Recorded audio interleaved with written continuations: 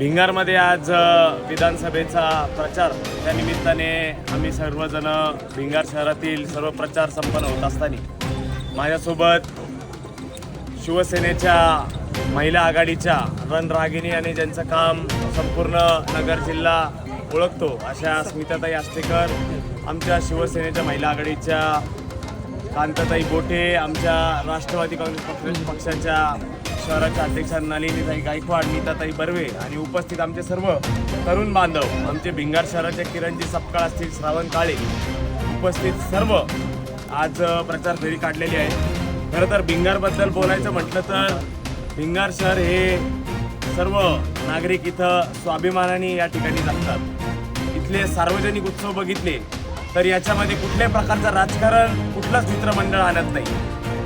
ज्यावेळेस राजकीय आणि सामाजिक जीवनामधील आम्ही कार्य करत असताना इथले लोक, तुम्ही त्यांचं जर काम केलं, तुम्ही त्यांचं जीवाभावाने त्यांचं प्रेम जर जपलं तर निश्चित प्रकारे जसा अनिल भैयांसोबत गेल्या 25 ते 30 वर्ष हे भिंगारकर सदैव अंतःकरणापासून यांनी साथ दिली। आज भैया नाही, परंतु मला या ठिकाणी सांगायचं आहे, या भिंगार शहराचा चेहरा मोहरा बदलून आम्ही टाकू। इथं जे कामं आजपर्यंत झाले नाही, आजही इथं प्रचाराच्या दरम्यान बरेचसे लोक भेटली, आमच्या महिला माता भगिनी भेटल्या।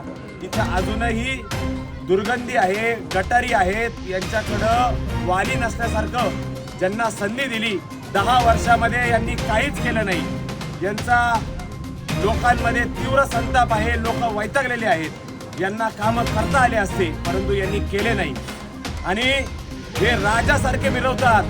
त्यांचे कार्यकर्ते ठिकठिकाणी हे राजाचे कार्यकर्ते असल्यामुळे त्यांचा माज करतात, परंतु आम्ही देखील योद्धा आहे, आम्ही लढणार आणि जिंकणार।